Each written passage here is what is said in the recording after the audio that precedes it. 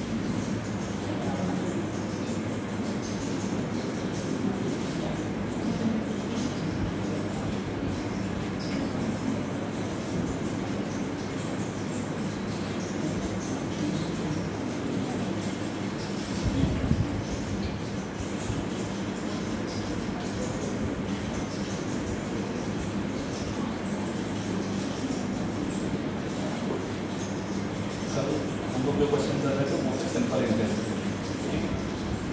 और आज इंस्टॉलमेंट निकालनी है या इंस्टॉलमेंट दे रखी है तो पैसा कितना उधार लिया होगा, लेकिन ये कंपाउंड इंटरेस्ट निकालना, ठीक है। हाँ, जैसे मैं कल ही एक बात डिस्कस कर रहा था आपसे कि किसी क्वेश्चन में ये मेंशन ही ना हो कि ये सिंपल इंटरेस्ट है, ये कंपाउंड इंटरेस्ट, तो मैंने कहा था आप सिंपल इंटरेस्ट मानते हैं। कल पहली शिफ्ट में एक क्वेश्चन आया था, 12.5% वार्षिक दर से कोई धनराशि कितने समय में दोगुनी हो जाएगी, कुछ भी मेंशन नहीं था, सिंपल इंटरेस्ट या कंपाउंड इंटरेस्ट। अब मैंने कहा था अगर नहीं मेंशन है तो आप ही मान लेना कि ये सिंपल इंटरेस्ट, और तभी उसका आंसर भी आता था। भाई आपको मैंने बताया था कि जब भी ऐसा कोई सवाल आए सिंपल इंटरेस्ट पे तो आप मूलधन कितना मान लेना, 100 रुपये। अगर डबल करना है तो कितना चाहिए, यानी कि हमें 100 रुपये का ब्याज चाहिए होगा। एक साल में आपको जो ब्याज मिल रहा है 100 रुपये पे, वो 12.5 रुपये का मिल रहा है। तो एक साल में अगर 12.5 रुपये का ब्याज मिलेगा तो 100 रुपये कंप्लीट करने के लिए आपको कितने साल तक चाहिए होगा, 8 साल। हो जाता है कई बार मिस्टेक भी हो जाती है, लेकिन आप ये मान लो कि सिंपल इंटरेस्ट ही है अगर कंपाउंड इंटरेस्ट दिया भी है। क्वेश्चन करते हैं।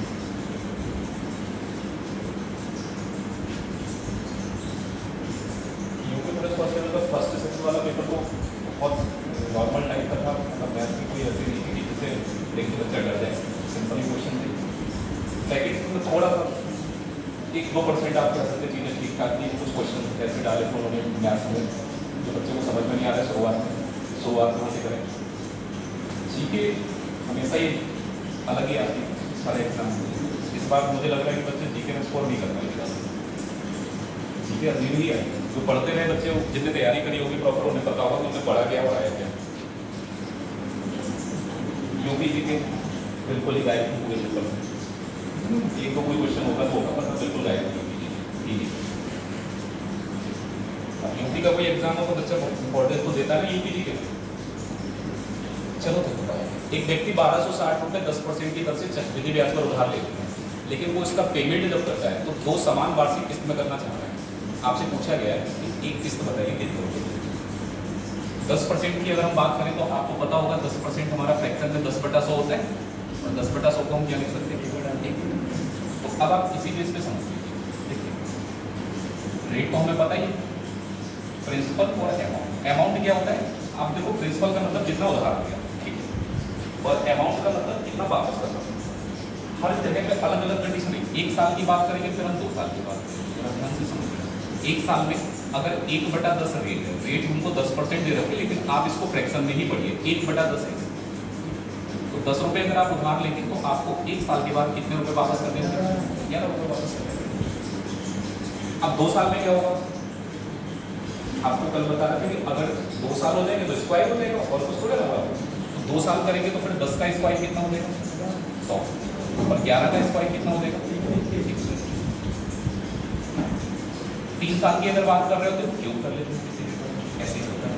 तो 10 का स्क्वायर यहाँ पर हमारा 100 रुपये, और 11 का स्क्वायर हमारा यहाँ पर कितना, यानी कि 2 साल के बाद अगर 10% की दर से आप पैसा वापस करो तो 100 रुपये अगर आप उधार लेंगे तो उसके बदले में आपको कितना देना होगा, 100।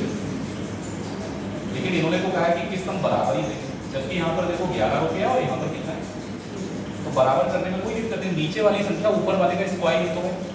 भाई आप मुझे ये बताइए कि 121 11 का स्क्वायर ही तो होता है।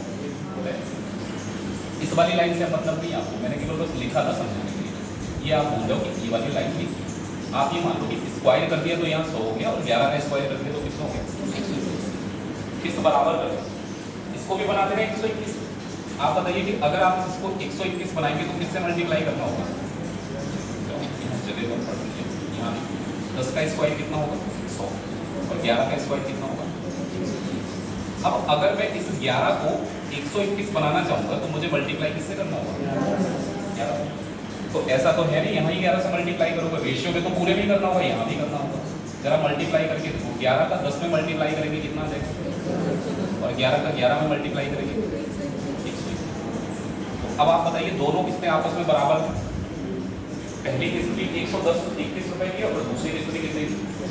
बस ये है कि अगर हम 1 साल के एंड में जो 121 रुपये वापस किए उसके बदले में आपने उधार कितना लिया होगा, 110, और जो 121 दूसरे साल के एंड में वापस करेंगे उसके बदले में उधार कितना लिया है, 100। तो पहले आप ये बताइए टोटल कितना उधार ले लिया आपने। भाई 110 और 100 को जोड़ सकते हैं, टोटल उधार कितना हो गया, और किस्त कितने रुपए की है, ये जो आ रही है ना हमने बराबर कर लिया, तो ये हमारी किस्त हो, किस्त 121 रुपए की बनेगी। अगर आप कितने रुपए उधार लेंगे, पहले डेटा सेट करना, जितने भी सवाल बनेंगे सब में पहले सेट करना सीखो। यहाँ कितना है रेट, 12.5, और 12.5% कितना होता है बेटा, 1/8 होता है। तो जरा आप देखिए 1/8 अगर हमारे पास रेट है तो एक साल में क्या होगा, 8 रुपए अगर आप उधार लेंगे तो आपको वापस कितना करना होगा, 9 रुपए करना। 2 साल में स्क्वायर हो जाएगा, 2 साल में तो स्क्वायर हो जाएगा। तो अगर 2 साल में आप 8 का स्क्वायर उधार लेंगे तो 9 का स्क्वायर वापस करेंगे।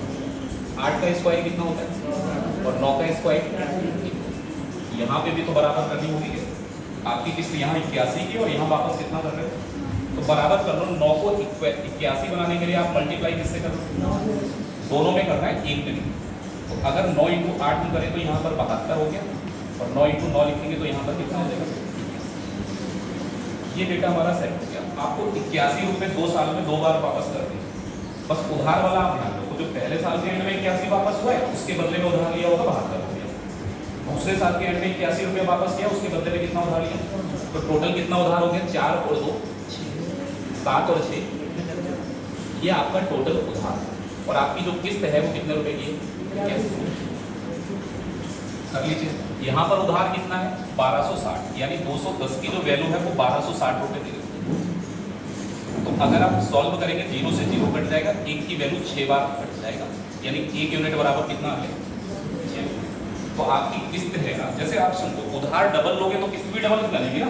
तो यहाँ पर जो उधार लिया गया पैसा है वो इसका 6 गुना है, तो आपकी जो किस्त है ना ये भी 6 गुना होगी। 121 का अगर हम 6 से मल्टीप्लाई कर देंगे तो आपकी जो किस्त बनेगी वो कितने रुपए की बनेगी, 726। आपको 2 बार 726 रुपए हर साल के एंड में वापस कर रहे हैं, आपका ये वाला उधार फाइल।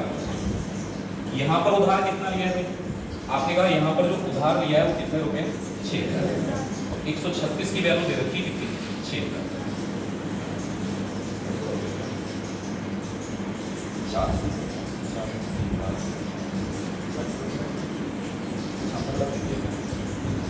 देखो उस कैलकुलेशन को यूज देखिए,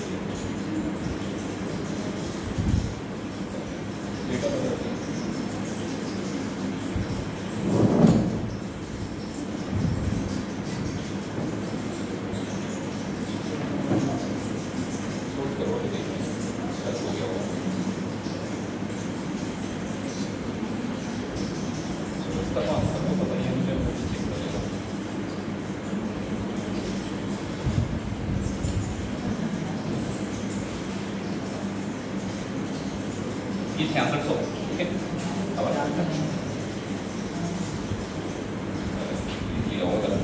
उधार आपने यहाँ पर 136 रुपया लिया है, लेकिन यहाँ पर उधार लिया हुआ पैसा आपको मेंशन कर रखा है कितना, 66। तो 136 की वैल्यू आपको दे रखी है, इसके बराबर दे रखी है 6600। आपको पता क्या करना है, पहले 1 यूनिट को, 1 यूनिट की वैल्यू निकालनी है। 6600 रुपये को आप डिवाइड करेंगे इससे 136 से डिवाइड करेंगे तभी तो पता लगेगा। अब आप करते हैं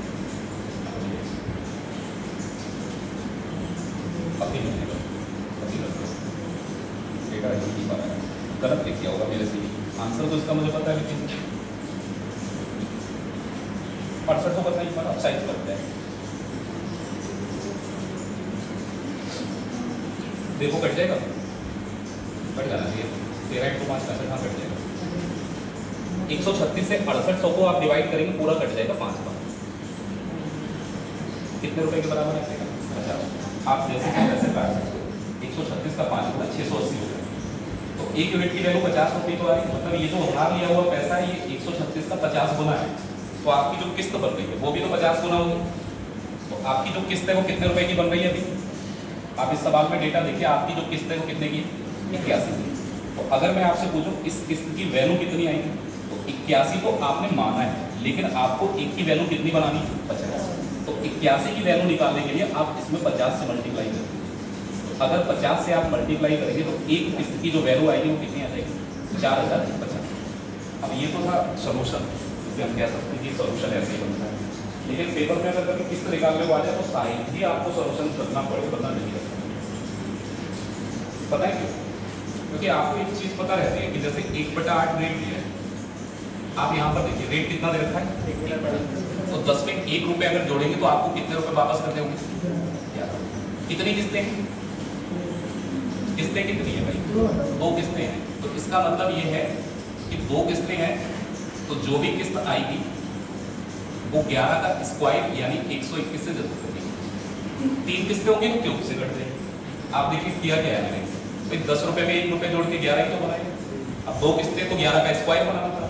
अब स्क्वायर बनाना है, इसका मतलब जो भी संख्या आएगी वो 121 का मल्टीपल तो हो रही होगी। तो 11 से हमारा आंसर 100% कटेगा, और वो एक बार नहीं 2 बार, 2 बार कटने का मतलब 11 के स्क्वायर से 121 से कटेगा। आप जरा ध्यान से देखो, पहले तो 11 से ही काट के देखते हैं, हो सकता है काम 11 × 7 77, कितना बचेगा? 5 और 6 56। क्या ये नंबर 11 से कटेगा?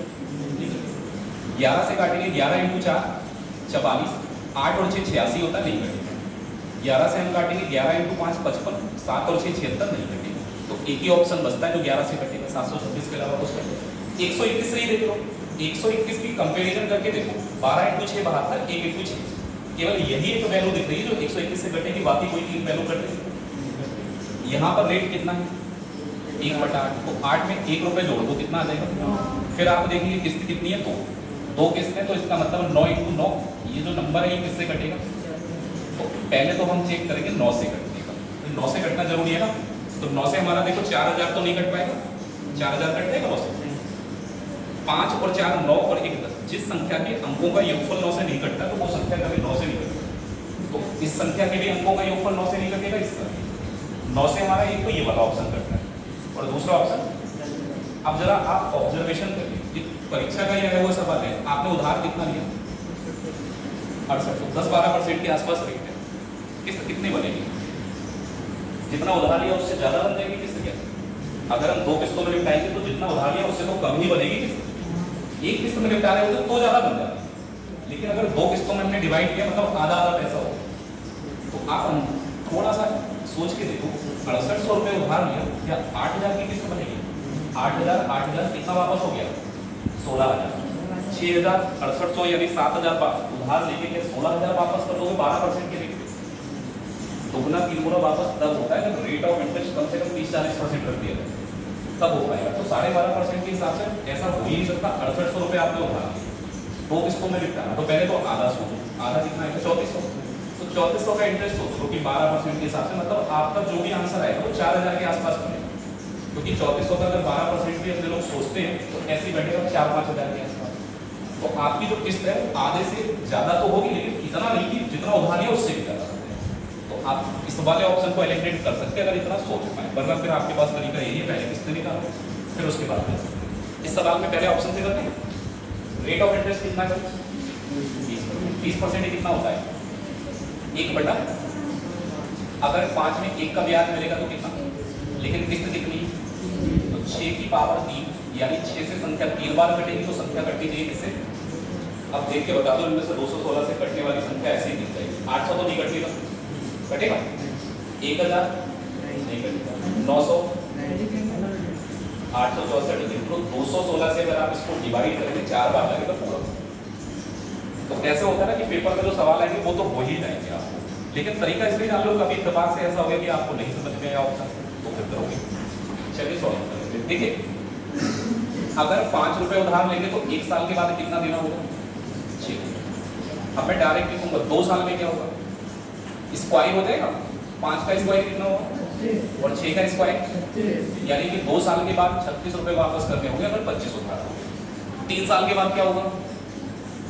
क्यूब कर लें, 5 का क्यूब कितना होगा और 6 का क्यूब 200। ये तो हमने 3 साल का देख लिया कि आप 5 रुपये उधार लेंगे तो 6 रुपये वापस करोगे 1 साल के बाद, 25 रुपये उधार लेंगे तो 2 साल के बाद 36 रुपये वापस करेंगे, और 125 रुपये उधार लेंगे तो 3 साल के बाद कितना हो जाएगा? 216।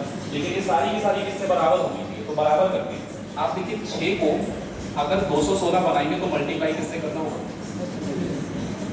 इसको 216 बनाएंगे तो करके देखिए 36 का 5 से मल्टीप्लाई करेंगे कितना आ गया? 36 और 5 का मल्टीप्लाई 180 होगा। अब ये तो जानते हैं 36 और 6 का मल्टीप्लाई कितना होगा, 200। हम किस्त बराबर कर रहे हैं केवल, यहाँ भी 36 और 6 का मल्टीप्लाई कितना हो जाएगा, 216। 25 और 6 का मल्टीप्लाई, ये तो पहले से 216 है, तो इसमें कोई चीज नहीं। 125 रुपए उधार लेंगे तो 3 साल बाद 216 ही बन जाएगा। इस तरीके कितना हो गया उधार, जरा देख लीजिए। 108 और 5 13 और 2 15 55 है, 3 और 1 455 रुपए उधार हो गया। और आपकी जो किस्त बन रही है वो कितने रुपए की बन रही है, 216 रुपए। इस बार किस्त थोड़ी ज्यादा इसमें दिखाई दे रही है क्योंकि रेट ऑफ इंटरेस्ट देखो कितना है, 20% में तो किस्त ज्यादा बनेगी। आपने जो उधार लिया वो सवाल में दे रखा होगा, कितने रुपए दे रखा है, 1830। ये उधार लिया तो पैसा देखो, इससे कटेगा 45 × 4 180, 5 × 4 20, पूरा कट जाएगा 4 बार। तो 1 यूनिट की जो वैल्यू आ रही है वो कितने रुपए आ रही है। ये 1 यूनिट का मतलब आप समझ रहे हैं क्या होता है, कुछ नहीं होता है। आपको केवल जब कंपेयर करनी होगी ना सवाल में दी गई वैल्यू की और जो आपके पास वैल्यू, तो आप केवल ये देखें ये वैल्यू किस तक कितने गुना है, इससे इसको भाग करिए तो पता लग जाएगा। 1 की वैल्यू 4 है, इसका मतलब ये वैल्यू 4 गुना है। अब 4 गुना है तो किस्त भी तो 4 गुना होगी। अगर 216 को 4 से मल्टीप्लाई कर देंगे तो हमारी किस्त कितनी आ जाएगी। अब इसमें है वो समान पड़, सॉरी मैंने यहाँ पर ऐसा नहीं कंप्लीट नहीं है सवाल।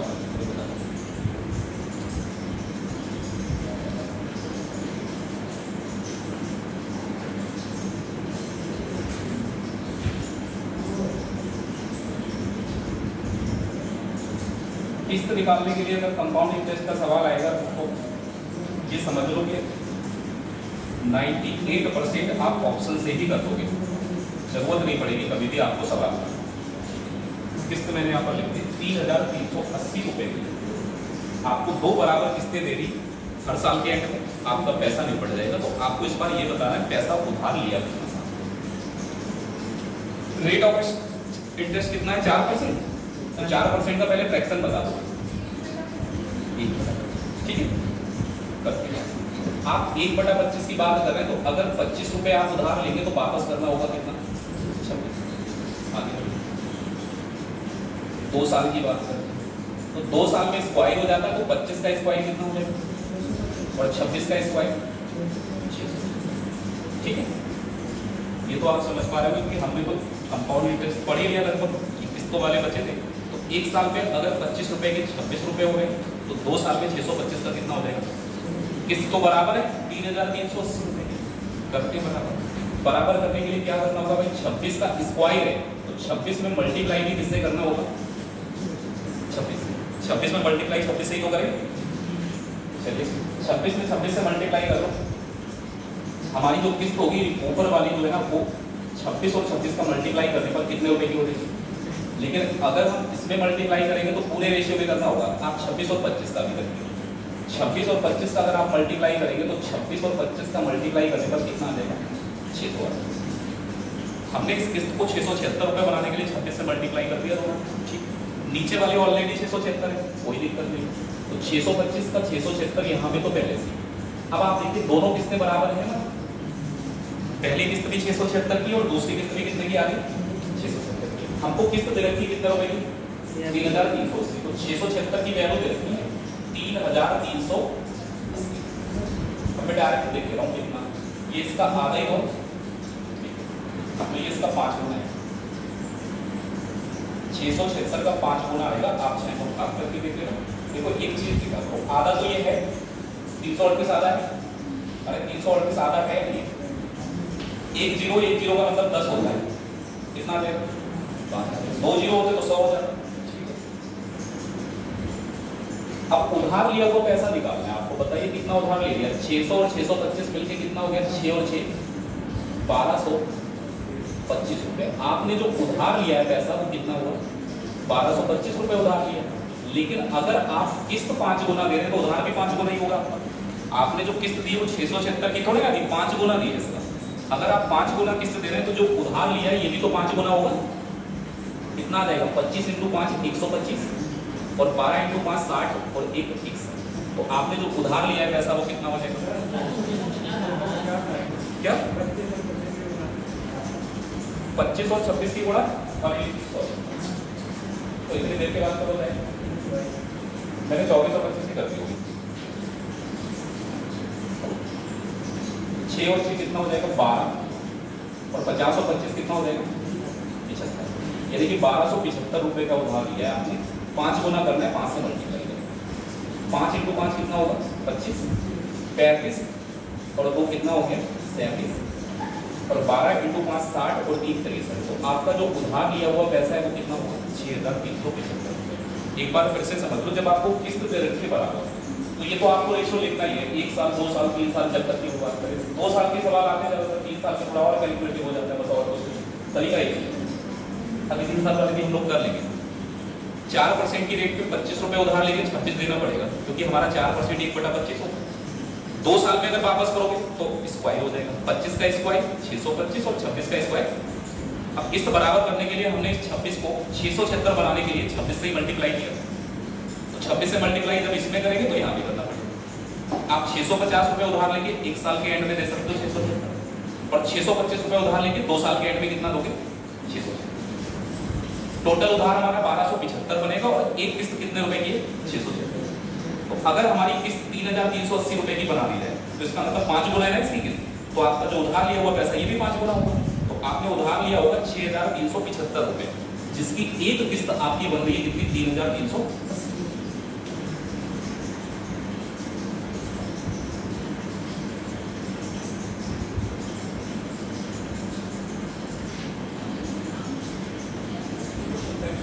वाली शिफ्ट में भी आया था किस्त वाला, मुझे लग रहा है कंपाउंड इंटरेस्ट में।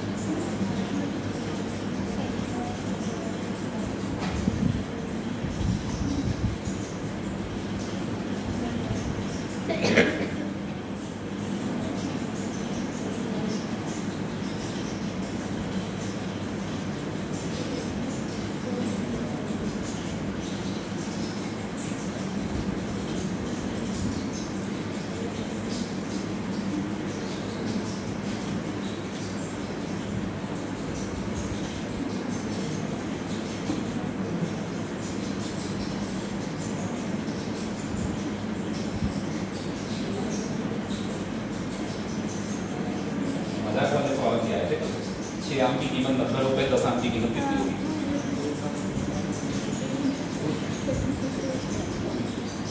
क्वालिफिकेशन देते हो आप यूपी प्लस कांस्टेबल के लिए, क्वालिफिकेशन कितना होता है? 12 या क्या? 12 होगा, 18 साल तो 12 होता है। उसी हिसाब से पेपर स्टेट वगैरह कुछ तो चीज़ें ऐसी आती लगता है कि तो सबको ही आता होगा।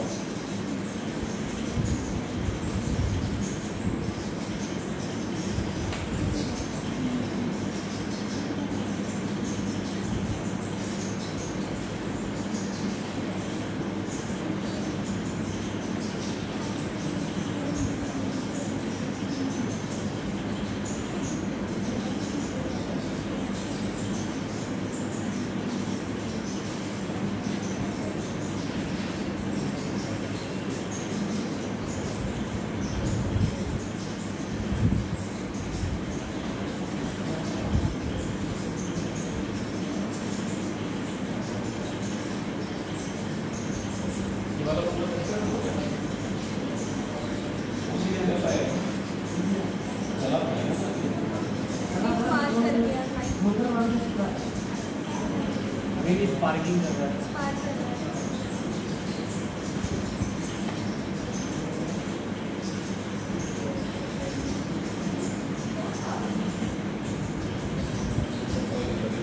ज़्यादा बाहरी मुल्क से छेड़छाड़ नहीं करना हम लोग को, पंखा को केवल मोटर होती होगी, वो ग्राहकों ये बतेगा वो बाहरी पता नहीं कैसा क्या होगा वहाँ पर।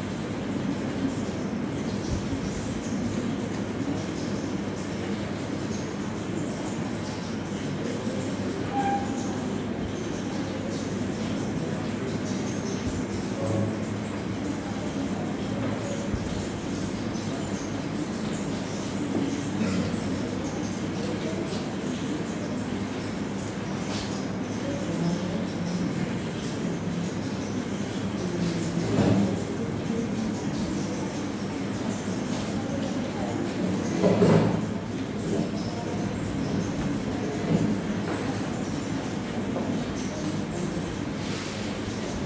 नोट हो गया पहला दूसरा क्वेश्चन, पहला तो हो ही गया होगा।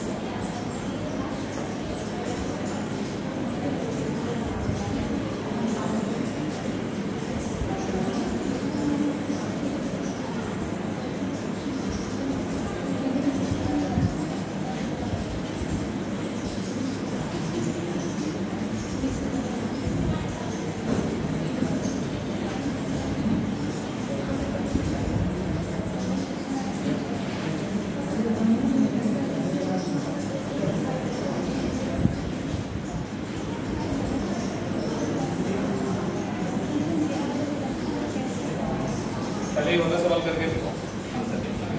मैंने केवल डेटा चेंज किया है, 4% की जगह या 5% किया है, और जो इंस्टॉलमेंट है वो 1764 रुपये की है। आप बताइए कितना है।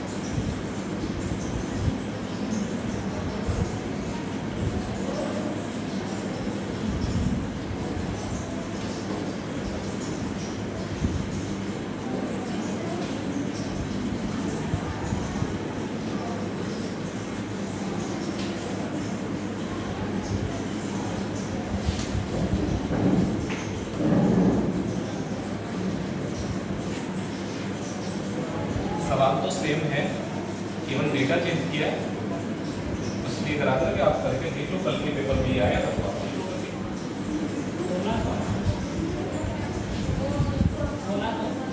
1600 मान लिया, 1764 की तो किस्त है। थोड़ा सा ऑप्शन देंगे, ऑप्शन दे दें, बताओ अगर ऑप्शन चाहिए तो ऑप्शन दे दें। 3280, 3220,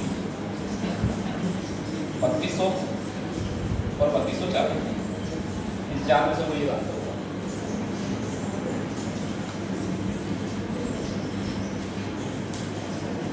ठीक बात, यहाँ पर मैंने 3280, आपको मैंने 5% रेट बताया, 5% का पहले फ्रैक्शन बताओ, 5/100 जो होता है वो कितना होता है। अब देखो क्या है, सिंपल सी बात है, एक साल में अगर आप 20 रुपए उधार लेंगे तो 1 रुपए का ब्याज लगेगा, यानी वापस कितना करोगे। लेकिन अगर 2 साल तक आप रखेंगे उधार तो स्क्वायर हो जाएगा, 20 का स्क्वायर 400 और 21 का स्क्वायर 400, यानी कि अगर आप 2 साल की बात कर रहे हैं तो 400 रुपए उधार लेंगे, 2 साल के एंड में आपको 441 रुपए देने पड़ेंगे। किस्त दोनों बराबर है, ठीक है।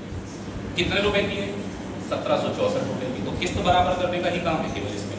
आप बताइए 21 को अगर 441 बनाना है तो गुणा किससे करोगे, 21 से करना पड़ेगा भाई। अगर मैं इस 21 रुपए वाली किस्त को 441 के बराबर बनाना चाह रहा हूँ तो स्क्वायर करने के लिए 21 से तो मल्टीप्लाई करना पड़ेगा, तो 21 से मल्टीप्लाई पहले तो इसमें करोगे भाई, 21 × 2 42, यानी कितना हो गया 420।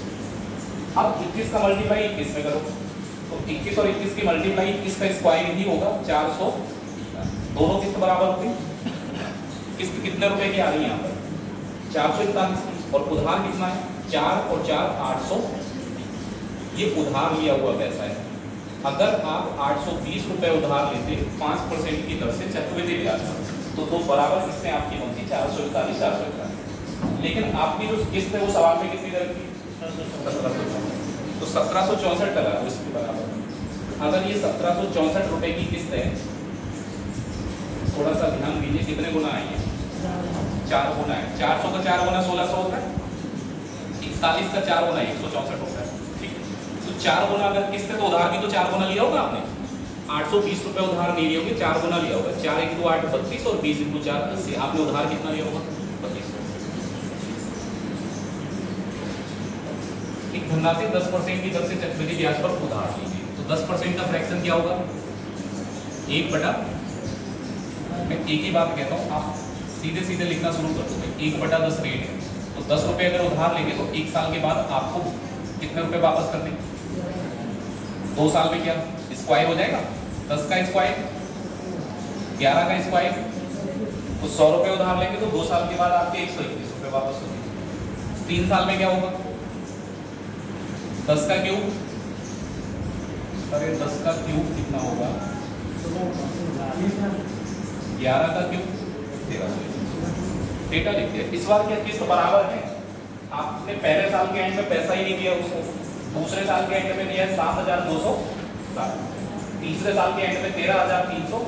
बराबर तो है नहीं ना, कोई फिक्स नहीं है इस बार की बराबर किस्तों में देना है। इसलिए एक शेड्यूल बनाया कि 2 साल के एंड में 7260 रुपए देने पड़ेंगे और 3 साल के एंड में 13310 रुपए। तो आपने कितना उधार लिया ये बताना। सबसे पहले, क्या 1 साल के एंड में आपने कुछ भी वापस किया है? 1 साल के एंड में कुछ भी वापस, तो आप अगर वापस करते तो 11 से कंपेयर करते और उधार कितना लिया था? 2 साल के एंड में किया है वापस आपने 2 साल के एंड में बताया 7260 रुपए वापस कर रहे हैं।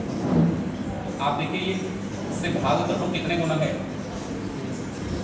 अगर आप देखेंगे 121 का 6 गुना 724 हो गया, एक जीरो एक्स्ट्रा है, तो 60 गुना आपने वापस किया है 121।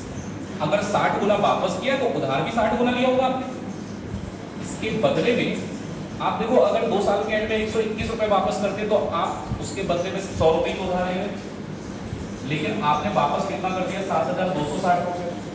ये इसका 60 गुना है, तो वापस करने वाला अमाउंट 60 गुना है, तो उधार भी तो 60 गुना ही लिया होगा। 60 से 100 में गुणा करेंगे तो आपने जो उधार लिया है वो कितने रुपए लिए इसके बदले में? 6। ठीक है, यहाँ पर 1331 रुपए वापस करने थे। अगर आपने उधार कितने लिए होते? 1, लेकिन आपने कहा कि हमने वापस कर दिए 13310 रुपए, तो एक जीरो बढ़ गया, यानी कितने गुना है? 10। तो यहाँ भी एक जीरो बढ़ा, तो उधार लेने वाला जो अमाउंट होगा, जो पैसा होगा, वो भी यहाँ पर 10 गुना ही होगा। 10 से गुणा करेंगे 1000 में तो 10,000 हो जाएगा। तो आपने कितना उधार लिया? 6000 प्लस 10,000, टोटल उधार कितना हुआ? अब पहले साल के एंड में कुछ वापस करते तो इसकी भी तुलना हो जाती, लेकिन कुछ वापस ही नहीं किया पहले साल के एंड में, तो इससे कोई फर्क नहीं पड़ेगा, क्योंकि पहले साल के एंड में आपने कुछ वापस ही नहीं किया। थोड़ा पैसा दूसरे साल के एंड में, थोड़ा तीसरे साल में, या ऐसे समझ लो ये 2 साल का मिश्रण है 7260, तो मिश्रण 7260 है, तो मूलधन कितना होगा? 6000। 3 साल का मिश्रण 13310 है, तो आपका मूलधन कितना होगा? 10। टोटल कितना हो गया? 2 साल का सीआई दे रखा है, ठीक है। जब भी आपको सीआई दे रखा हो, कंपाउंड इंटरेस्ट, तो सीधे सीधे आप रेशियो से ही करें तो ज्यादा बेहतर रहेगा। 8% की तरफ फ्रैक्शन बता दो कितनी होगी? अरे 8/100 लिख लिया करो, भूल जाते हो तो 2/25, ये आपकी फ्रैक्शन। 2 साल की बात कर रहे हैं ना हम लोग,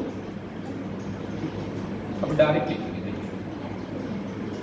25 रुपए अगर आप उधार लेंगे तो आपको वापस कितना करना पड़ेगा? 27। 1 साल की बात नहीं है, यहाँ पर कितने साल की बात हो रही है? 2 साल की। तो 2 साल की बात हो रही है तो हम क्या कर देंगे? 25 का स्क्वायर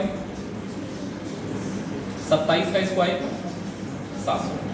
तो ये वाला जो रेट ऑफ इंटरेस्ट आपने लिया है 2/25 का, 25 रुपए के बदले में 27 देने पड़ते थे आपको, लेकिन अगर 2 साल में वापस करोगे तो स्क्वायर करके वापस आ जाएगा।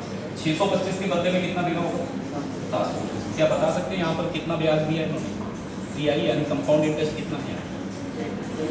हटा सकते हैं इसमें से। यहाँ पर अगर देखें तो हमारा कंपाउंड इंटरेस्ट कितना है, लेकिन सवाल में कितना है? 38.4। ये सवाल वाला घटेगा ये इससे।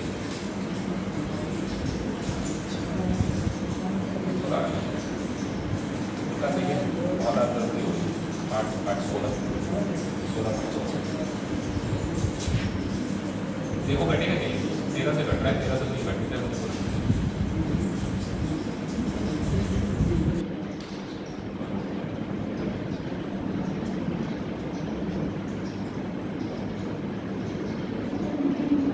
नहीं घट रहा,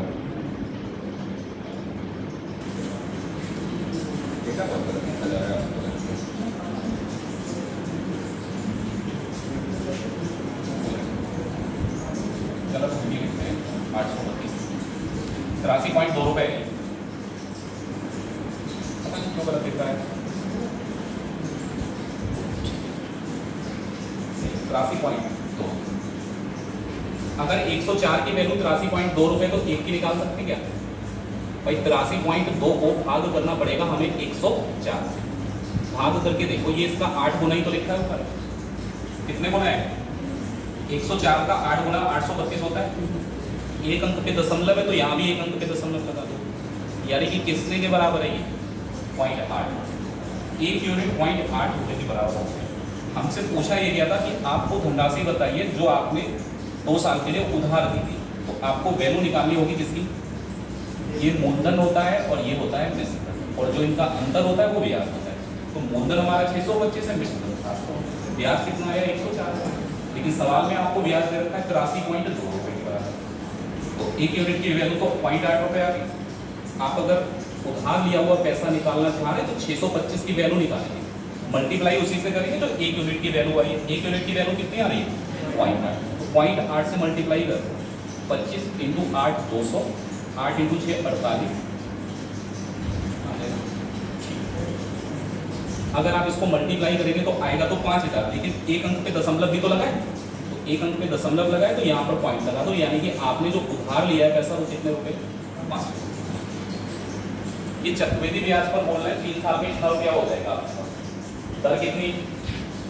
20%। बताइए 20% का फ्रैक्शन, तो 5 रुपए में एक का ब्याज जोड़ेंगे कितना देगा? लेकिन ये कितने साल की बात हो रही है? 3 साल के लिए क्या करते हैं हम लोग? 5 का क्यूब कितना होगा और 6 का क्यूब, यानी कि 125 रुपए अगर उधार लोगे तो वापस करने पड़ेंगे आपको 200। लेकिन ये तो बोल रहे हैं कि आपका जो उधार है बढ़ते बढ़ते 6480 हो गया। तो ये जो 6480 है वैल्यू किसकी दे रखी है? 200। मूलधन थोड़े ना है, मिश्र धन है ना, ब्याज नहीं। आपके पास जो पैसा उधार लिया वो आपका 6480 हो गया ब्याज जोड़ने के बाद। तो 216 की वैल्यू आपको दे रखी कितनी? 6480।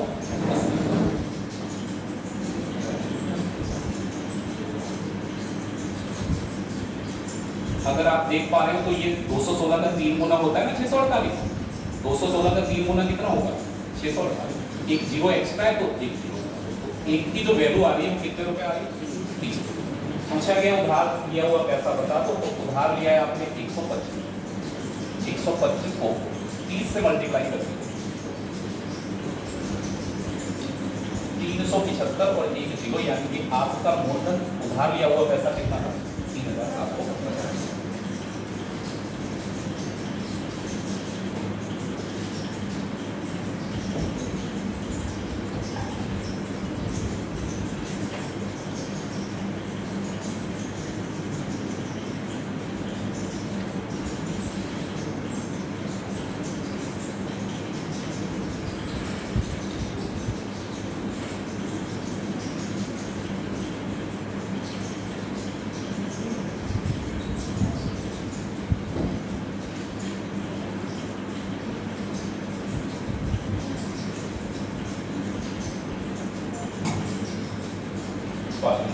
बंद नहीं है, बंद करो ना ये।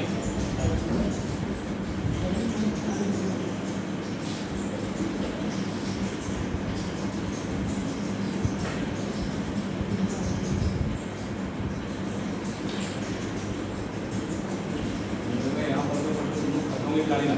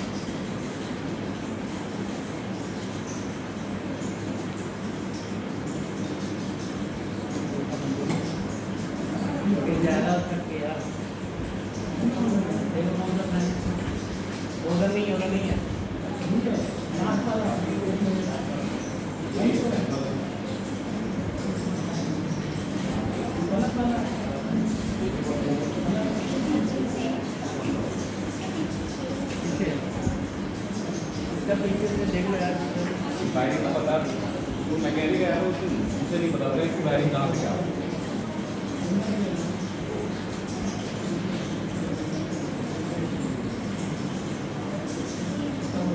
इलेक्ट्रिशियन होते ना फोन के लिए इन्वर्टर लगाना तो इन्वर्टर बेकार हो जाएगा।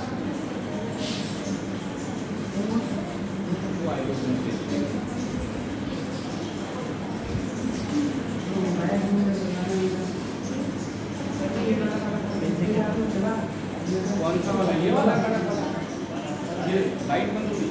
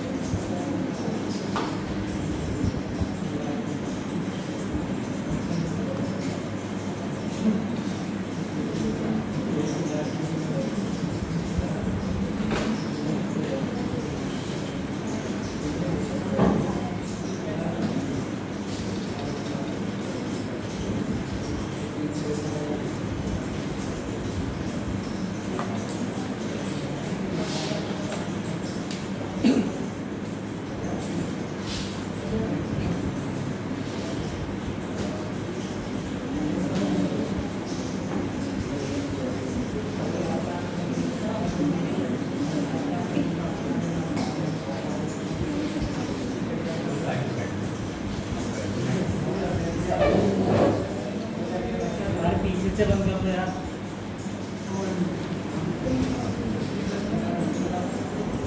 ये भी हॉस्पिटल नहीं होता है।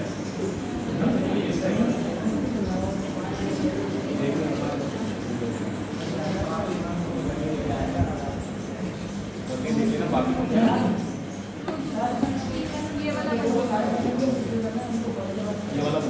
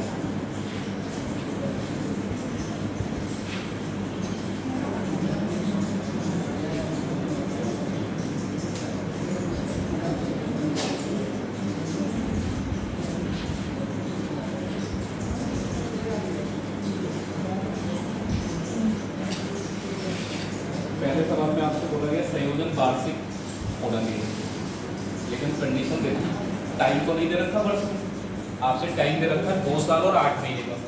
तो 8 महीने में क्या 1 साल कंप्लीट हो पाएगा? नहीं हो पाएगा, मतलब इनकम्प्लीटेड टर्म है। तो अगर लास्ट वाला इनकम्प्लीटेड है ना, तो शुरू के 2 साल तक तो कोई दिक्कत नहीं होगी, लास्ट के 8 महीना जो आपको ब्याज निकालना है वहाँ दिक्कत हो सकती है। तो आपको 2 साल का पहले देखना है, आप लिख लीजिए पहले 1 साल और लास्ट में आपको कितने महीने का चाहिए? 8 महीने। 8 महीने का मतलब अगर 8 को 12 से हम डिवाइड कर दें तो वर्ष बन जाएगा।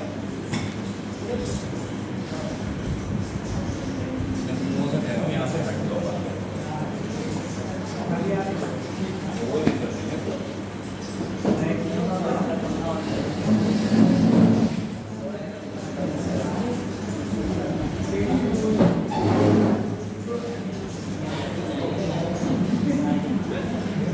8/12 कितना होगा? 2/3 साल होगा।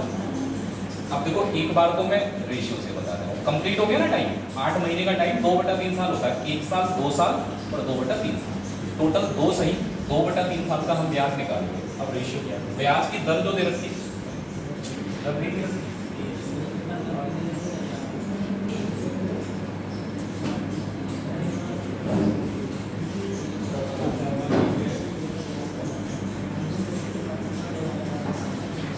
लिख लो साइड में, ब्याज दर 12% वार्षिक।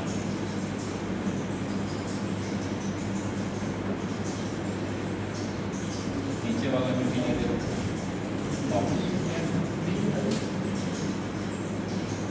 ब्याज दर 9% वार्षिक। चलो देखो, 1 साल का तो पता ही है ब्याज 12% मिलेगा। 1 साल का ब्याज कितना मिलेगा, 12%। तो 12% को चाहे तो फ्रैक्शन में लिखोगे तभी तो रेशियो में बदल पाओगे। बताइए 12% का फ्रैक्शन क्या होगा। अगर हम 12% का फ्रैक्शन बनाएंगे तो 12/100 लिखेंगे ना इसको, और 12/100 हमारा 4 से डिविजिबल है, तो 3/100 का मतलब कितना होगा। आप जरा ध्यान से समझना, अगर 25 ब्याज की दर 3/25 है आपकी, यहाँ पर पहले साल जो ब्याज की दर है वो कितनी, 3/25, तो 25 में 3 जोड़ दो कितना हो जाएगा। फिर 1 साल का ब्याज जोड़ना है, फिर से 3/25 ही लिखना है आपको। 25 + 3 कितना हो जाएगा, 25 + 3 यहाँ भी हमारा कितना होगा, लेकिन यहाँ पर पूरा साल नहीं है, ये कितना है 2/3 साल। तो आप ये बात याद रखना कि आपकी जो ब्याज दर है वो चेंज हो जाएगी। 12% तो पूरे साल की थी, 2/3 साल के लिए अगर आप निकालेंगे तो 3 से 12 कट गया 4 बार में, 4 × 2, यानी कि जो ब्याज की दर है वो कितनी हो जाएगी, 8%। और 8% का मतलब होता है 2/25। आप 8/100 लिखेंगे तो 2/25 आ जाएगा। तो तीसरे साल जो आपकी ब्याज दर है वो कितनी है, 2/25। 25 में 2 का ब्याज जोड़ेंगे तो कितना आ जाएगा, 25 + 2 27। अब आप मुझे ये बताइए, रेशियो से करने में आप कैलकुलेशन का लेवल दें, 28 का मल्टीप्लाई करोगे फिर 27 में करोगे। चलो ये तो 25 का क्यों बना भी लोगे, इसमें नहीं दिक्कत है, लेकिन यहाँ आप देखो 28 और 27 इनकम्प्लीट टाइम होता है ना, तो ये आपको रेशियो से बिल्कुल ये समझना बड़ा घटिया लगेगा। या तो रेट ऑफ इंटरेस्ट अच्छा होता है 10% 20%, तो आप करते ठीक है, तो कभी भी आप इस तरीके से, अब चाहे तो इस वाले सवाल में आप कर रहे हो, क्योंकि यहाँ पर ब्याज की दर तो 9% दे रखी है, 9% का तो कोई फ्रैक्शन ही नहीं होता है, 9% का मतलब होता है 9/100। तो 1 साल का ब्याज निकालेंगे तो 100 रुपये में 9 रुपये जोड़ दो, कितना हो गया, 300। फिर आगे आइए, अगले साल आपको सिर्फ 4 महीने यानी तिहाई, 4 महीना तिहाई तो होता पूरे साल का, तो पहले साल 9% ब्याज मिलेगा और दूसरे साल मिलेगा कितने %। अब 3% निकालोगे तो 100 में 103, तो यहाँ भी मल्टीप्लाई करना पड़ेगा। तो ये वाला तरीका बिल्कुल भी नहीं लगाना है रेशियो वाला, जब टाइम इनकम्प्लीट हो और दर कितना घटिया टाइम कर 12%, 9%, 16%। आप पता है क्या करेंगे, कंपाउंड इंटरेस्ट अगर आपने पढ़ा और समझा है तो 2 साल तक का ब्याज निकालने में मेरे ख्याल से किसी को कोई दिक्कत नहीं होगी। 2 साल का तो निकाल सकते हैं। चलिए 12,500 लिखो साइड में, आप पहले साल का और दूसरे साल का तो ब्याज निकाल दोगे। अभी आप बाद वाला भूल जाओ, पहले और दूसरे साल का ब्याज आ जाएगा। कितने % रेट ऑफ इंटरेस्ट है, 12%, और 12% मैंने जाना है 3/25 ही होता है, तो हम इसको 12% ना लिख के कितना लिख दे रहे हैं, 3/। अब अगर किसी की कैलकुलेशन अच्छी है तो ओरल कर लो, नहीं अच्छी है तो लिख लो। 12,500 को 3/25 से जब गुणा करेंगे तो 25 पंजे 100, 500 ही हो गया, और 500 का 3 गुना, यानी कि पहले साल का जो ब्याज आएगा वो कितना आ जाएगा। अब दूसरे साल जब ब्याज की बात आई तो 12,500 का तो मिलेगा ही मिलेगा ब्याज भाई, 12,500 रुपये तो मूलधन है, इसका ब्याज तो मिलेगा, तो इसका 3/25 आपको पता है कितना बनता है, 1500। तो दूसरे साल का ब्याज आपने निकाला, लेकिन ये सिर्फ मूलधन का ब्याज है, चक्रवृद्धि ब्याज का भी ब्याज देता है। तो पिछले साल 1500 रुपये ब्याज वाले भी तो आपको इसका भी ब्याज दूसरे साल दिया जाएगा, दर वही रहेगी 3/25। बात समझ पा रहे हैं, पहले 1 साल का निकाला, फिर 1 साल का निकाला, और 2 साल हो गए कंप्लीट। पहले वाले 1 साल जो ब्याज मिलेगा वो सिर्फ मूलधन का मिलेगा, दूसरे वाले साल में मूलधन का भी मिलेगा और ब्याज का भी। 25 से भाग करेंगे, 25 × 6 150, 60 × 3 180। यहाँ पर जो ब्याज आया वो कितना है, 180 करके देख लेना भाई। अगर आपको कोई इशू है तो लिख के कर लो, 1500 को 3/25 से मल्टीप्लाई करना है, तो 25 तक 6 बार होता है 150, 60 × 3, यहाँ पर आ गया कितना, साइड में। अब ये बताओ इतना काम तो कर सकते हैं, 2 साल का ब्याज निकालने में कोई दिक्कत आई नहीं है। कंपाउंड करने का मतलब होता है मूलधन को ब्याज में जोड़ दो, तो कंपाउंड कर दो, जोड़ दो जरा, 12,500, 15 और 15 3,004। अगर मैं इन सबको जोड़ता हूँ तो 3,000 तो ये वाला, 12,500 में 3,000 जोड़ेंगे तो कितना हो जाएगा, 15,500। 15,500 में आपको जोड़ना है 180 हो जाएगा, तो 15,500 में 180 जोड़ेंगे तो 15,680। कंपाउंड करने का मतलब ये था कि जितना ब्याज मिला है 2 साल में वो सब इसमें जोड़ दिया, इसको बोलते हैं वार्षिक संयोजन बोला, तो 2 साल का जितना ब्याज आ रहा था हमने कंपाउंड कर दिया। तो अब जब आप तीसरे साल ब्याज, भले ही ये टर्म पूरी नहीं है, तीसरे साल पूरे साल का ब्याज नहीं मिलेगा आपको, सिर्फ 8 महीने का ब्याज भी तो निकालना है या पूरे साल का निकालना है, 8 महीने का। 8 महीना होता है 2/3, 8 महीना कितना होता है 2/3। तो आपकी जो ब्याज की दर होगी वो कितने % होगी, 8%। और ब्याज मिलेगा किसमें, अब 15,600। अलग अलग नहीं निकालना है, वरना कैलकुलेशन बढ़ेगी, आप इसका अलग निकालेंगे 8%, इसका अलग, इसका अलग, इसका अलग। आप सीधे सीधे इस पैसे का निकालो 8%। कितने % लगेगा यहाँ पर ब्याज का दर, तो 15,680 लिखिए, और इसका 8% निकालने के लिए 8/100 से को गुणा करोगे आप, 0 कैंसिल हो जाएगा ये, 8 × 8 64, 8 × 6 48, 48 और 6 कितना होगा 14, 15 × 8 120, 120 और 5 हो जाएगा 125। 10 से डिवाइड करेंगे तो यहाँ पॉइंट भी आएगा, यानी कि जो तीसरे साल ब्याज मिलेगा वो 1254.4 रुपये। पहले साल कितने रुपए का ब्याज मिला है 1500, दूसरे साल मिला है 1680, और तीसरे साल मिला है 1254.4 रुपये। टोटल ब्याज हम इनको जोड़ के भी तो निकाल सकते हैं, 8 और 5 13, 6 5 11, तो 13 और 1 14, 1 और 1 2 और 1 3 और 1 4, 4,434.4 रुपए का टोटल ब्याज मिला है 2 साल 8। फिर से आप समझ लो, जहां से कंपाउंड करना, 2 साल के बाद 8 महीने का ही तो ब्याज निकालना था, तो पहले 2 साल का इजीली निकालो, उसके बाद कंपाउंड करने का मतलब ब्याज और मूलधन को जोड़। अब भूल जाओ पीछे क्या था, आपको बस ये ध्यान रखना है कि आगे जो ब्याज मिलेगा वो 15,680। ब्याज कितने दिन का निकालना है, 8 महीने, और 8 महीने का मतलब होता है सिर्फ 2/3 साल, तो 12% थोड़ा ना लगेगी ब्याज दर कितने % लगेगी, तो 8% अगर हम निकालेंगे इसका तो 1254.4 रुपये आ, पहले साल का, दूसरे साल का और तीसरे साल का जोड़ दिया, हो गया साल। इसी तरीके से ये वाला आप अपने ये आपके जो होमवर्क, यहाँ पे तो ब्याज की दर अलग अलग हो गई, भाई ब्याज दर अलग अलग ही तो है, 2 साल का ब्याज तो निकालना है, लेकिन 7% और 8% दर है, दोनों साल की अलग है, नीचे वाले में भी अलग अलग है, तीनों साल रेट ऑफ इंटरेस्ट सेम नहीं है, एक 4%, एक 5% और दूसरा 10%। क्या कर लेना, अब देखो 5,000 रुपए उधार लिए, बिल्कुल आप इजीली, जैसे आप 2 साल का निकालते हैं, पहले साल की दर कितने % थी, तो 5,000 रुपए के अलावा और किसी पैसे पे ब्याज नहीं मिलेगा, जितना उधार लिया पहले साल उसी का ब्याज मिलेगा। 5,000 का 7% निकाल लें, कितना आ जाएगा, तो बहुत सोचो, परसेंटेज से 2 जीरो कट जाएंगे तो 50 बचेगा, 50 को 7 से गुणा कर लो, कितना आ जाएगा 350।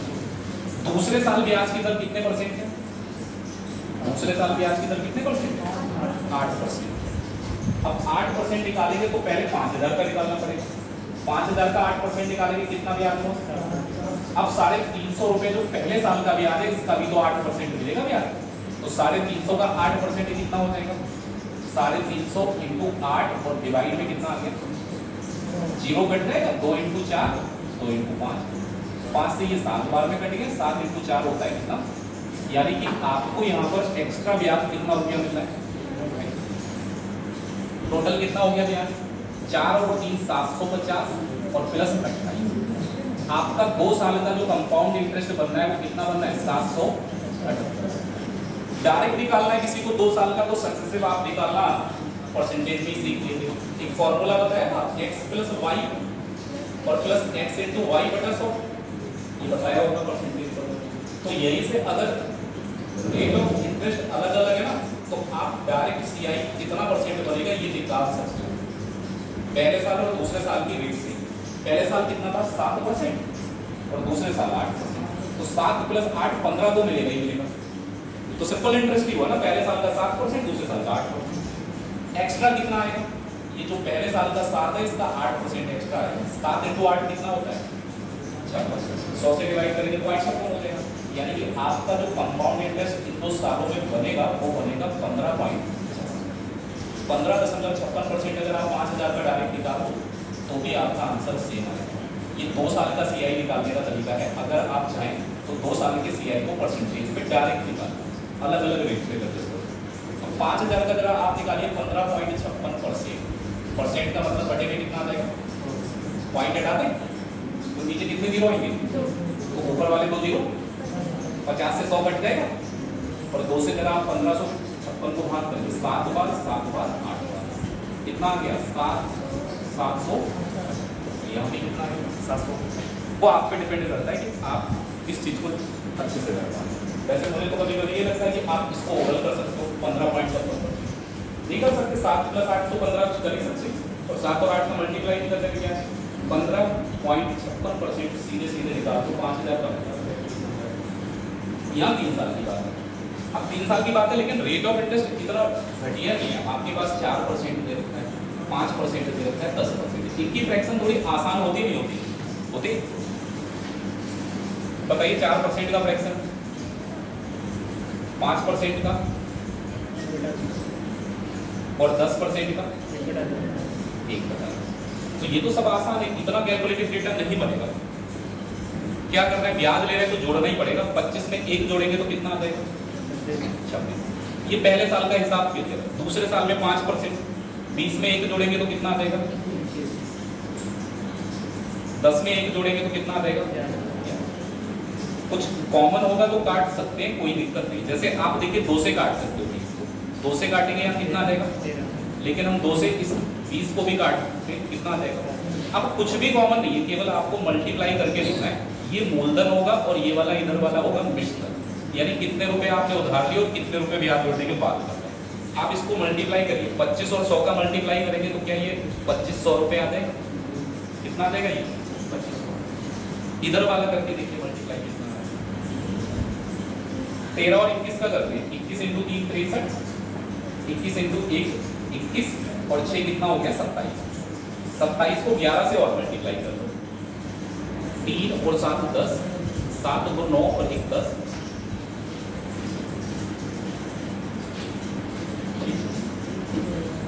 2 और 1 कितना आ जाएगा?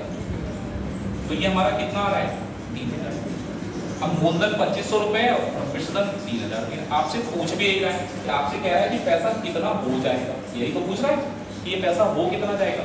तो 2500 रुपए अगर 3003 हो रहे हैं, आपने 2500 रुपए थोड़े ना उधार लिए, आपने कितने उधार लिए? 12।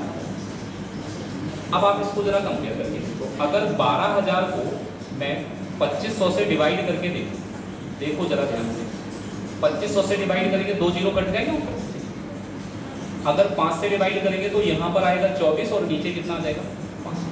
24/5 का मतलब हो गया 4.8। आप 5 से 24 को भाग करिए, 1 यूनिट की जो वैल्यू आ रही है वो कितनी आ रही है? 4। तो समस्या वही है कि अगर आपको 3003 की वैल्यू निकालनी है तो इसमें मल्टीप्लाई करना होगा 4.8। अब 4.8 से मल्टीप्लाई करो, 3 × 8 24, 3 × 4 12 और 2 14, 144। तो ये लास्ट पे आ गया। और क्या आएगा? इधर भी 144 ही आएगा। यहाँ पॉइंट बन जाएगा। आप करना मल्टीप्लाई 14414.4 रुपए डिस्कस। तरीका गलत नहीं है, लेकिन बात यह है कि जब अलग अलग रेट होता है तो कहीं ना कहीं अगर ये पूरा डिवाइड नहीं होगा तो यहाँ पर आपको लगेगा कि कैलकुलेशन। लेकिन अगर आप तैयारी कर रहे हैं कंपटीशन की तो इसे कैलकुलेशन समझते हैं कि 5 से 24 से डिवाइड करना कैलकुलेशन, या 4.8 से मल्टीप्लाई करना कैलकुलेशन। तो क्या पेपर में ये है? 2 + 3 कितना आता है?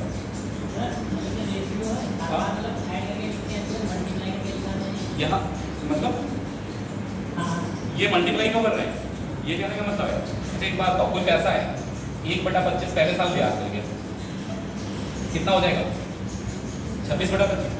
अब ये बन गया हमारा मूलधन, क्योंकि जितना भी ब्याज है वो जोड़ दिया तो अब ये मूलधन ही तो बन गया। अगली बार ब्याज 1/20 मिलेगा, इससे मल्टीप्लाई करोगे फिर आपको 1/10 मिलेगा, फिर 11। तो इसमें मल्टीप्लाई का ही तो कॉन्सेप्ट बनता है सबसे बेसिक।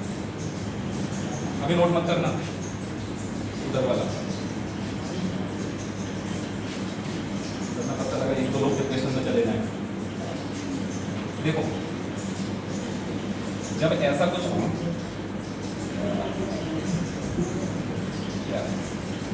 पता है एक चीज आप ध्यान रखना, जब आप कंपाउंड कर रहे होंगे ना तो कभी कोई फर्क नहीं पड़ता होगा, चाहे आप पहले 4% कर लो, चाहे 5% कर लो, चाहे 10%, इनको आगे पीछे एडजस्ट कर सकते हैं, कोई दिक्कत नहीं होगी। आंसर में कोई दिक्कत, जो आपका मन करे वो आप कर सकते हैं, चाहे पहले 4% करो, जिसको आसानी से मिल जाए। 10% 5% आसान होता है, 10% 5%। अब कंपाउंड कैसे करा जाता है कि आपको ब्याज जोड़ना है, पहले उधार कितना लिया 12,000, तो हम ऐसा करते हैं कि पहले इसमें पहले साल का 10% जोड़ दिया 12,000। जरा 12,000 का 10% कोई मुझे बताएगा? बताइए 10% निकालते हैं, अभी शर्म आ गई। 12,000 का 10% कितना आ गया? तो अब आपका जो पैसा है वो हो गया 13,200। तो अब ब्याज किस पे चलेगा? जो हमें सरल लगेगा सबसे, हम केवल उसको 5% हमें सरल लगता है, तो अब हम इसमें 5% कितना था ये 13,200।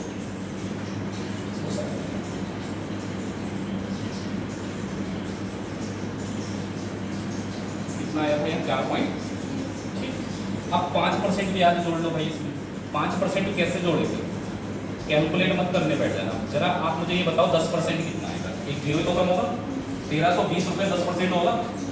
13,200 का 10% कितना होगा? एक जीरो हटा दो केवल लास्ट में, 1320 आधा कर दोगे 5% हो जाएगा, तो 1320 का आधा कितना होगा?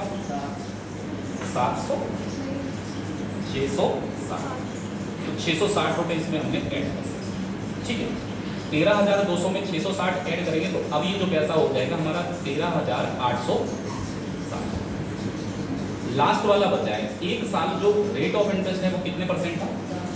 कोई फर्क नहीं पड़ा, मैंने पहले 10% किया, मुझे सबसे आसान लगा, मैंने 5% जोड़ा, अब 4% जोड़ा, 13,860 है।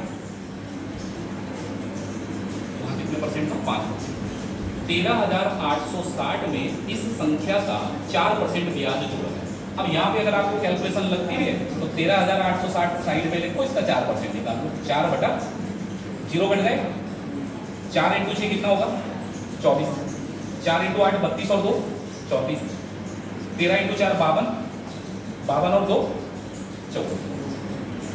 देखिए 10 से डिवाइड करना, इसीलिए ये आ जाएगा 544.4। तो यहाँ पर जो इंटरेस्ट के नाम पर हमें पैसा जोड़ना है वो 544.4 जोड़ना है। देखो जरा जोड़ के कितना आ रहा है। ये तो 60, सॉरी ये तो 4 आएगा, ये आएगा पॉइंट, यहाँ भी 4 आएगा, कितना आएगा? 13, 14, देखा कल को लिखिए कैलकुलेशन, 4 इंटू 6 24, 32 और 34, अरे ये 55 होगा, ये 55 होगा। 13 इंटू 4 52 और 3 55 हो गए। अब पॉइंट 4 आ गया, फिर आप देखिए सिंगल डिजिट 4 और 0 कितना आएगा? 5 और 6 कितना आएगा? 1 बचा, 8 और 5 13 और 1 कितना हो जाएगा? 14। अब यहाँ 13 ही बचा, उधर कुछ बचा नहीं, तो 13 और 1 कितना आ गया? आप बता लो। आंसर में कोई फर्क पड़ा? मैंने सही के आपको दोनों बता दी, बस ये है कि आते कभी कभार ऐसे सवाल तो आपको पता होना चाहिए करना कैसे। जैसे मुझे ये सही लगता है, अगर रेट थोड़ा रेट ऑफ इंटरेस्ट नहीं है, ये ज़्यादा बढ़िया है कि एक एक साल का जोड़ देना, जो सबसे सरल उसे पहले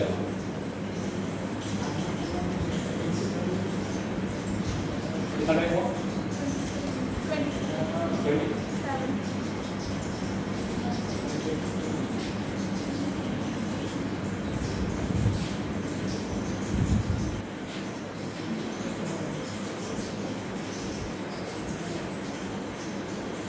अटेंडेंस वाले कॉपी कहाँ से? अटेंडेंस हो गई सबकी? रह गए दो कॉपी दे दो, जिसकी भी अटेंडेंस रहेगी वो तो जल्दी से आप इस पर नाम लिख लेना।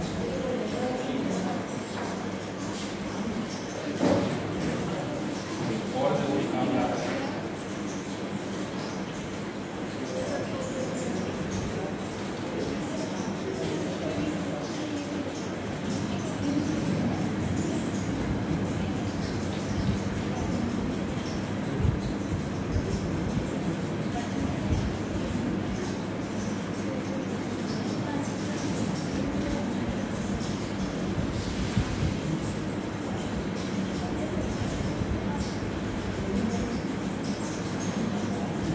नोट हो गया हो, फोटो तो क्लिक कर देना।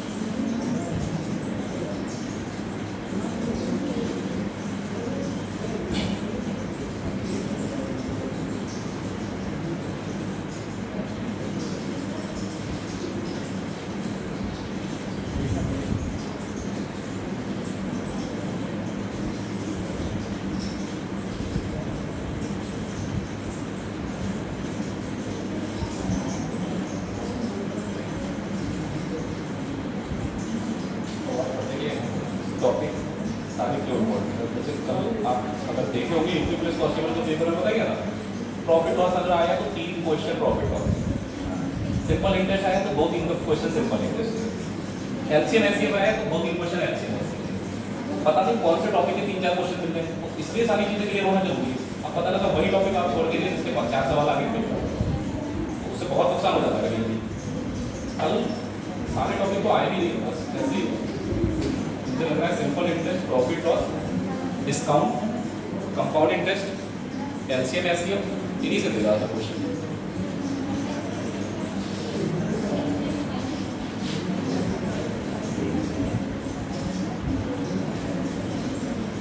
कल तो नहीं, अब कल और परसों तो रहेगा, अब छुट्टी रहेगी। कल को संडे, परसों जन्माष्टमी, इसलिए छुट्टी रहेगी। तो आप लोगों को ट्यूसडे को आना है, और ट्यूसडे को नया टॉपिक स्टार्ट होगा। मैं क्या बताऊँगा, एवरेज स्टार्ट करेंगे आप लोग, क्योंकि मिक्सर एलिमिनेशन पहले नहीं पढ़ाना है, पहले एवरेज और रेशियो पढ़ाना है।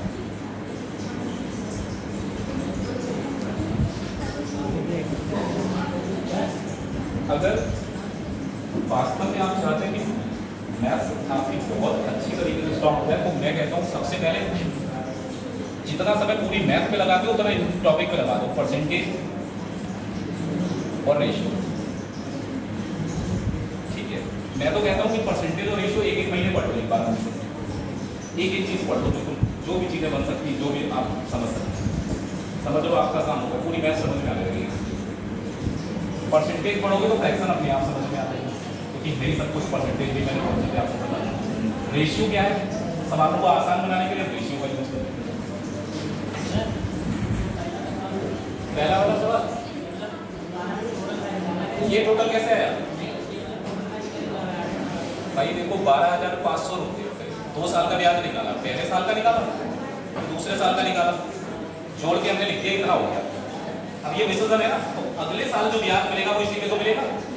तो इसका जो ब्याज है अगले साल सिर्फ 8 महीने का निकाला, 8 महीने का 8% बना, 12 महीने का 12% है, तो 8 महीने का कितना बनेगा? तो 8% निकाला, इतना ब्याज है।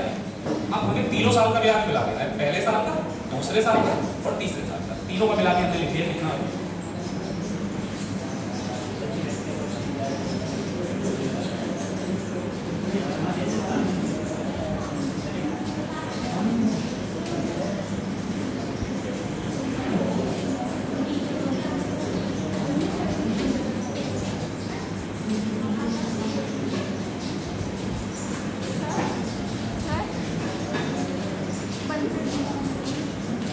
अच्छा हो गया है।